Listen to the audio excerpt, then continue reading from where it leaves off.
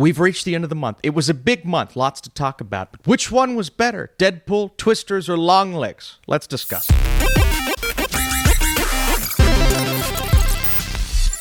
What's up, Flick fans? If you enjoy this monthly series, let me know down below. I appreciate your all support, but I need your comments. What's a movie that I didn't see, and what is your list of the best of the month? Where does Deadpool rank? Where does Minions rank? Or Despicable Me, whatever it's called. Did you see the sequel to My Spy? Because I did. Let's discuss.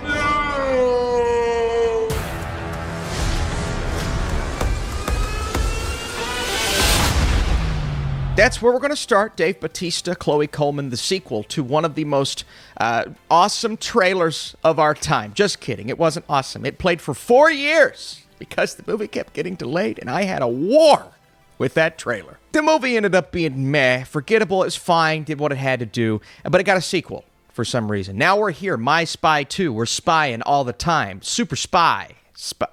Dude, this supporting cast, Ken Jeong, Craig Robinson, I mean, across the board, people just keep coming, and I'm like, oh, they're here, and he's here, and she's here. It's insane. All for this, and I don't want to smack talk this too much. It keeps the sweetness intact this time. Well, it starts off with some crazy dream sequence, and I'm like, all right, if this is the movie, it's going to be the worst thing I've ever seen. Thankfully, it wasn't that, but it's a choir tour, and Dave Bautista's character, he's kind of soft now. He's making croissants and scones and stuff that actually look pretty good. The guy's got some skills, but he's also a spy. There's a nuclear threat, so he's dealing with that while dealing with the kids. Which one's tougher? Is it the group of children that are, going out and partying after dark, things like that, or is it the actual nuclear threat that could kill everyone and take down the entire world? The plot's pretty dumb, the characters are forgettable, and it's a downgrade from the first, even though the first was just meh. And so because of that, unfortunately, I have to go the bad tier for My Spy 2. It's just a bad movie. But again, if you were a huge fan of the first, I think you're going to at least enjoy yourself. So if that's the case, give it a shot. If not, I'm going to force you to watch it anyway. You're on fire. Very original. No, I do not want to stop, drop, and roll with you. No, your book is on fire. Now, here's another movie that I thought just should not exist. Fly Me to the Moon. I saw that trailer, and it felt like one of those fake trailers that you see in movies about movies, almost like it was straight out of Tropic Thunder. I'm like, this doesn't exist. It's not real. It looks so cheesy, so ridiculous. What is Scarlett Johansson doing? Well, she's actually good in this movie. She's actually really good. And say what you want about the romance aspect. It tries to be a romantic comedy at times. I don't know if it was fully that. And their on-screen chemistry, I didn't hate it. Apparently other people hated it between she and Channing Tatum. What I really like, though, is who she is beyond that, and her role in this race to be the first on the moon and taking history, modifying it just a little bit and trying to film it, give it to the public if this doesn't work out. That was a really interesting storyline. I mean, genuinely interesting. And that's what got me to like this movie. Look, it's charming. It's warm. It's from Greg Berlanti, who did Love, Simon. That's a charming and warm movie. That carries over into a very different story, obviously, but I just thoroughly enjoyed myself while watching, even though I can see plenty of flaws, nitpicks, criticisms, conventions, cliches. It's all there, but there's just enough to kind of keep you smiling. And so the movie itself is okay. I can't quite get to good, even though I'm close, but it's really a lot better than I thought it would be. He just doesn't show it on his face or with his body language. Right, Prue Jr., come on. Despicable Me 4. I am a massive fan of the first Despicable Me and genuinely a fan of these characters. But every movie subsequently has gotten worse in this specific 4 quadrilogy thing here. The Minions spinoffs, technically that's gotten a little better, but I like Despicable Me 4 the least out of all of the Despicable Me's. It's just a movie that didn't really need to exist, other than it's going to make all the money in the world because of the IP, and it does, and it will, and it's going to keep making money, and they're going to keep bringing these movies to us. But I felt as if the plot wasn't nearly as strong this time around. They're facing a grave threat. They're having to go to a new town, change their names. They're dealing with that. One of the younger kids, she doesn't know how to lie, yada, yada, yada. That's cute-ish, and we've got another baby in the mix, but beyond that, they didn't really know what to do with the plot, and they're turning these minions into superheroes. That ties in such a strange way. The villain, even though Will Ferrell's in the movie, it felt so flat compared to all 3 other movies that had memorable aspects, and the first that was a genuine awesome time and was super charming. I felt like it's lost that charm and that luster and that wonder that I felt throughout the first couple of entries. And unfortunately, Despicable Me 4, while kids are going to love it, okay, this is a kid's movie, unlike the first that was a family film, but I am not a kid, therefore I am putting it on the bad tier. Come on, the bad, there it is. Boo! Let's go, Roger. This is Amanda. 2024 has been interesting. We got Imaginary with the little teddy bear and The Imaginary, which is much more like John Krasinski's If. We're dealing with imaginary friends, what happens when people forget those, what happens when you lose your way and you lose your owner. There's so many elements to this film where at the beginning it's just a story of this child and her imaginary friend. They're running around together, but then they actually face real world threats, and that makes this movie an extra layer of emotional to another level that maybe I didn't anticipate. The animation, the art style is stunning. Across the board, it looks beautiful. I do think it loses its way just a little bit. I was comparing this to like a Studio Ghibli film, and I think that's unfair, but I really wanted this to hit that next level. It doesn't quite get there. It gets a little convoluted by the end, but the emotions are present. The heartbreaking element to the story is there, and this imaginary world that they explore is awesome. And so maybe not for younger kids because of the themes, but if you have, a teenager or a preteen and you kind of want to watch this movie with them, it would be worth your time. I promise you that. So I'm going to go The Imaginary on Netflix on the good tier. I can't believe it. Oh, hey, you stole a helicopter! I didn't realize that you couldn't really fly a helicopter. Otherwise, I would have came up with a different idea. I told you it was a bad idea. Speaking of Netflix, how about Beverly Hills Cop Axel F? Eddie Murphy just beautifully reprising this role, man. He's so good in this movie. You can tell he's having the time of his life. Now, is the plot as interesting as it needed to be to create a legacy sequel that was like, OMG, I can't believe they're bringing this back. They're Top Gunning it. They're twistering it, I guess. It's not quite on that level. And I was worried that this was going to be another Coming to America situation where if the sequel comes out, it's overly ridiculous, it doesn't capture that magic, and it just doesn't work.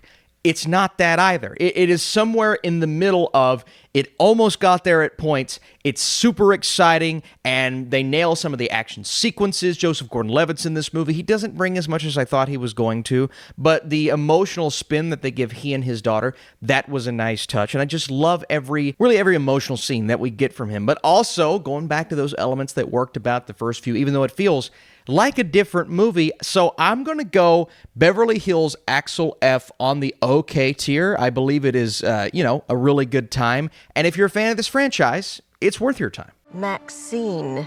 Your agent tells us you're quite a popular name in adult film and entertainment. Is that correct? All right, I won't lie to you. The rest of this list, we've got some bangers. Let's start with Maxxxine, a film that I did not know what to expect. It's not really scary. Some people are going to be looking for a pure scary movie. That's kind of a theme with some of these horror films. It's not that. But comparing it, first of all, to other horror movies I've seen this year, it's completely on another level in a different league. The visuals, the aesthetic, the capturing of this time period is spot freaking on, dude. This is one of the best visual experiences I've had in a theater all year. I was so in. And just going around to these different places in Hollywood and how West captured that on screen, man, visually stunning, and her journey was interesting. The first two acts are awesome for me. This was on pace to be on the awesome tier and maybe the best horror movie I've seen in years. Now, the third act being so over the top and so ridiculous that some people loved is a little much for me. And that unfortunately took it down a notch. I wasn't as in as I needed to be, but upon reflection, my questions started to answer themselves, and I did understand the decision to go in that direction. I really did. You had to have something to spice it up a little bit. Did it fully work? No. Did it keep it from being amazing? Yes, but I'm still gonna go great tier for Maxxxine, man. I really enjoyed this experience.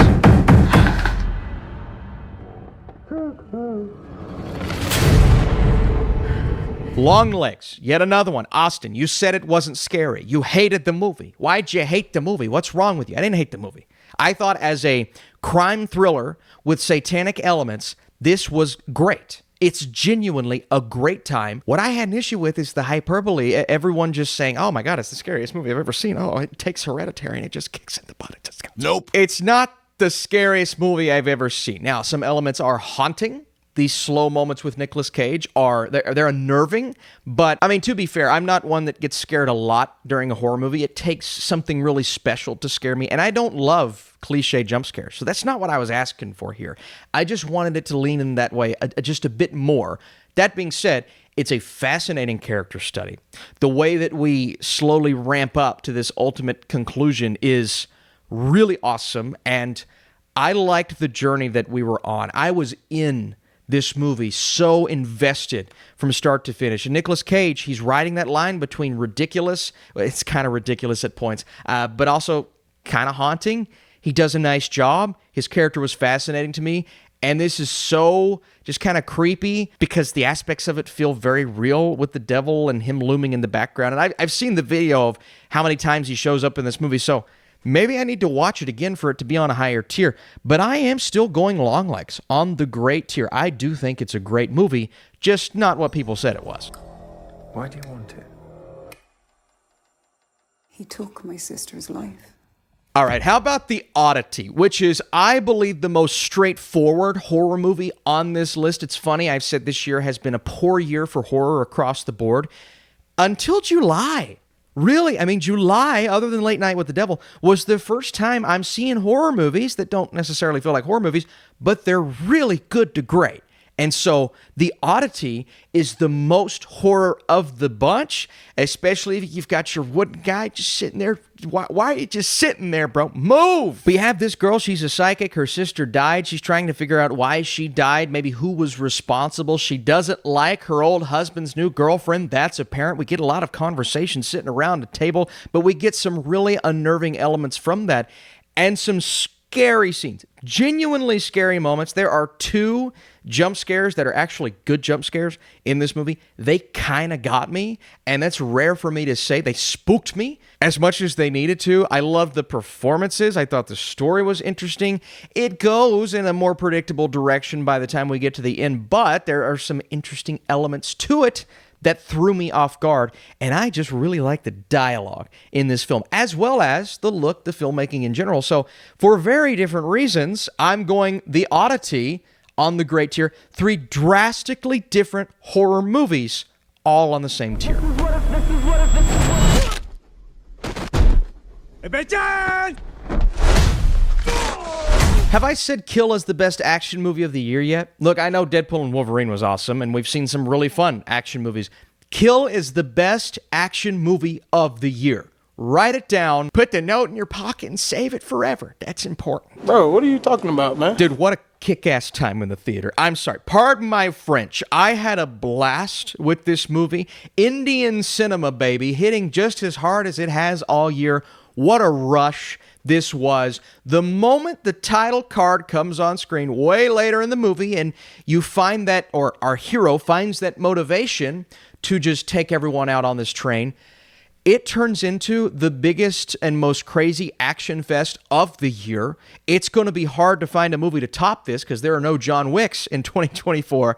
And my God, man, entertainment through and through from start to finish. Starts out a little cheesy. You get some moments with the romance, and I'm like, all right, they're going a little overboard with this. But you actually get invested in it. And then it's impactful when our hero is seeking revenge. I love this movie. The coolest action on a train I've seen since Bullet Train. Not been that long, I get it. Let's go Kill on the awesome tier.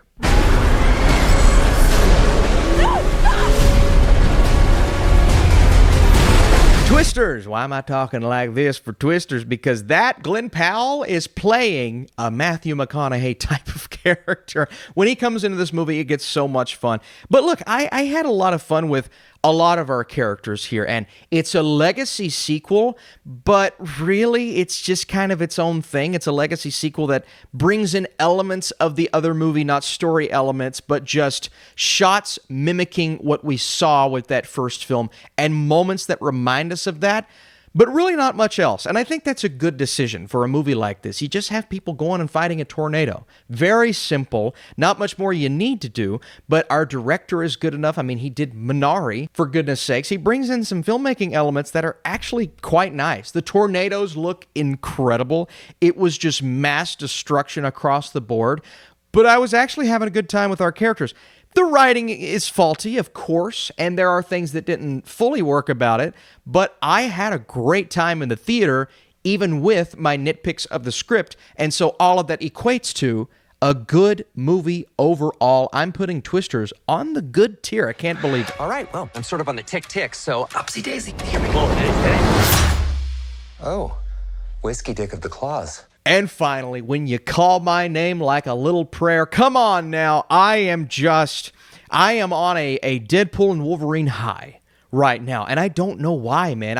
I walked out absolutely having a great time with the movie, but the more I think about what they're doing for fans of the comic books here, less so, like, you've got the people on Twitter, the filmmaking people. And listen, I completely understand some of the story criticisms. Some moments could have looked a lot better for sure, even though it's drastically better than that first trailer. Who would have thought that 6 months later they would improve the visual effects?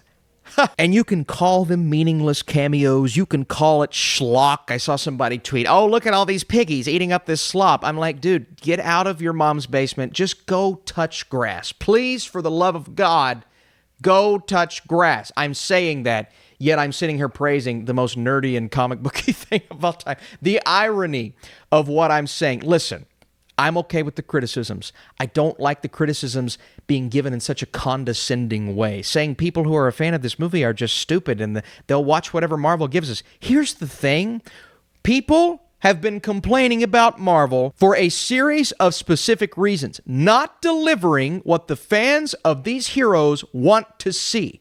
I could care less of what some of these critics wanted from this movie. I wanted to see Deadpool and Wolverine kick a lot of ass, kick each other's ass, and go on a cool, fun, entertaining adventure. That's what I wanted. That's what I got. R-rated goodness and some genuine heart in this movie, and it was awesome. And honestly, the more hate I see, it's like fueling my fire. It's pissing me off, man. People were on Twitter getting mad at me, and I didn't even acknowledge this. Okay, so I'm not going to acknowledge the stupidity because, frankly, whatever. First of all, they're talking about the way I score movies. If you want me to hide that, I'll hide it. I don't need you to see it. But I'm going to keep doing it. Okay? So you're not going to stop me there. Bunch of freaking weirdos too, man. Like if they were normal people, but the way that they talk, it's just so strange because I know they're not like that in real life, yet they're like that on Twitter. It's so strange to me. But they were mad because I gave Deadpool and Wolverine a way higher score than I saw the TV glow. I didn't get out of that movie what I wanted. The filmmaking's good. I even said in my review, I watched this movie twice to see if it got better, man. I gave it every chance in the world. Didn't like it. I love Deadpool and Wolverine. Gave me everything I needed. So what? People need to learn that others can have opinions or critique movies differently, and that be okay. It's okay, guys. Again, I said this before, I'll say it again. Spend some time off the internet. Communicate with individuals in real life. These people lack basic communication skills. They don't know how to give an opinion without getting angry with other people's opinions or the way that they do things. It's so strange to me. I'm not going to acknowledge them. I'm not going to interact with them because, frankly, I feel as if that nonsense is beneath me. I'm acknowledging it here, obviously, but time is money. I'm not going to waste my time on those people. I'm going to try to make money to support my family and my daughter. So there's my response to that. Hey, we're talking about Deadpool. You all are awesome. You support me. I appreciate that. We're going to put Deadpool and Wolverine on the awesome tier because it's awesome. All right, fellers, you know what time it is. It's time to rank these movies, starting at the bottom, and that looks pretty good. Despicable Me 4, followed by My Spy, which I'll give it the leg up on that. On the okay tier, that looks good as well. We have Beverly Hills Cop and Fly Me to the Moon, which really surprised me. On the good tier, we're going to put the Imaginary below Twisters because Twisters was just such a fun time, even though the Imaginary was probably a better made movie. Here's where it gets fun. On the great tier, even though visually it may have been the best, the third act of Maxxxine is what kind of puts it at the bottom here. And I'm going to keep the Oddity in the middle because I genuinely believe Longlegs is one of those movies that just sticks with you. Again, I was lacking in the horror elements, but still a great movie. It cracked the top 3. But what's going to be number 1?